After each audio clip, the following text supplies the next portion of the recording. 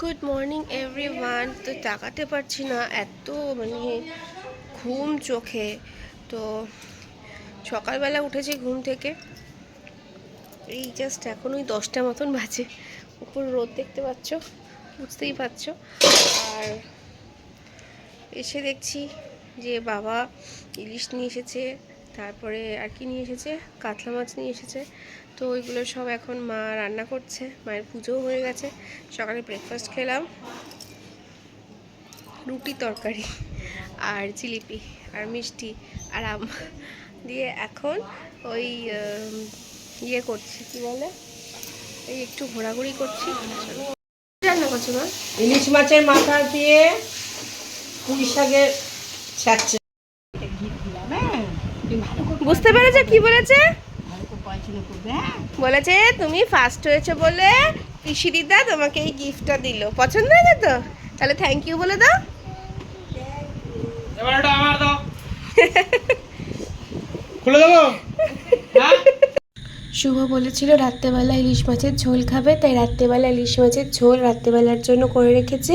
আর এখানে সর্ষে বাটা দিয়ে ইলিশ করে রেখেছে, আর এটা মানে দই ইলিশ করেছে আর কি। আর এখানে হচ্ছে ইলিশ ভাজা রয়েছে কিছু, আর রয়েছে এখানে রয়েছে ইলিশ মাছের ডিম দিয়ে তেল, হ্যাঁ ডিম ভাজার তেল। আর এখানে কাতলা মাছ করেছে, আর করেছে হচ্ছে ওই মুগের ডাল আর কি। তো যাই হোক, আজকের এই মেনু। আর ছিল হচ্ছে ওই ইলিশ মাছের মাথা দিয়ে ছ্যাঁচড়া, সব কিছু ইলিশ দিয়েই করেছিল, আর কাতলা ছিল।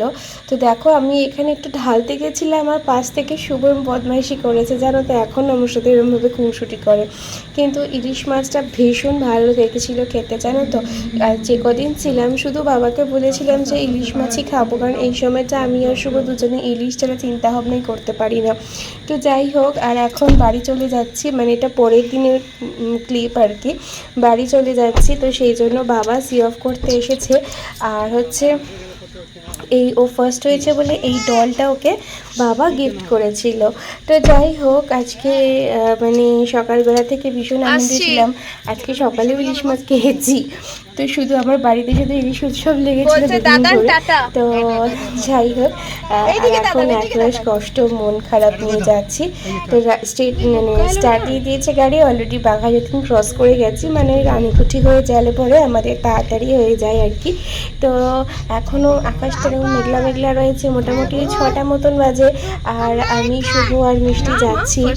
তো মিষ্টির একটু মনটা খারাপ, মানে মিষ্টি একটু ওই ভদ্রেশ্বর আর যাদবপুর থেকে যখন বাড়ি ফেরে তখন ওর মনটা এমনি খারাপ হয়ে যায়। আর ওর বাবা সাউথ সিটি থেকে কটা ওই পপকর্নের প্যাকেট কিনেছিল আর কি, উনি ইনস্ট্যান্ট বানিয়ে দেয়, তো সেইগুলোই কিনে দিয়েছিল। তো সেটাই খাচ্ছে, আগেই কিনে রেখেছিলাম, তো সেটাই খাচ্ছে। ও একা খাচ্ছে না, আমরাও সাথে আছি আর কি। হ্যাঁ, ও হচ্ছে মানে উৎস আর কি, তারপরে বাদবাকিটা আমরাই শেষ করছি। তো যাই হোক, ওর ভীষণ ভালো লাগে এটা খেতে আর কি, ক্যারামেলাইজড করা। তো আজকে মানে ওয়েদারটা এত ভালো ছিল, সকাল থেকে একটু হালকা রোদ হালকা মেঘলা এরকম ব্যাপার ছিল, খুব একটা বেশি গরমও ছিল না। কিন্তু দেখো, যেই আমরা জোকা ক্রস করলাম, কোথা থেকে এই রাক্ষসে বৃষ্টি এসে হাজির হলো জানো তো। মানে কি বৃষ্টি পড়ছে তোমার কোনো ধারণা নেই। আমি তো জাস্ট কাচের এই ভিডিওটা নিচ্ছি বলে তোমাদের এরকম মনে হচ্ছে, তো তোমাদের একটু পেছন দিকটা দেখালে পরে তোমরা বুঝতে পারবে কীরকম কী হারে বৃষ্টি পড়ছে। তো যাই হোক, এরমভাবেই মানে একটু ভয়ে ভয়ে যাচ্ছিলাম, কেন সামনের দিকের কাছে কিছুই দেখা যাচ্ছিল না। এই দেখো, তোমরা দেখতে পাচ্ছ কি পরিস্থিতি, কিচ্ছু দেখা যাচ্ছে না। তো এরকমভাবেই আর কি যাচ্ছি আর কি।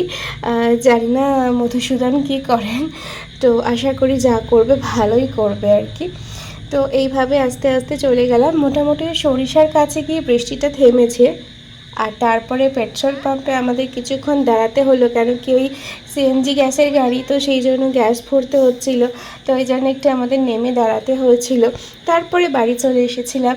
আর আজকের ব্লগটা এখানেই এন্ড করলাম, কেমন লাগলো অবশ্যই জানিও। Tata, good night.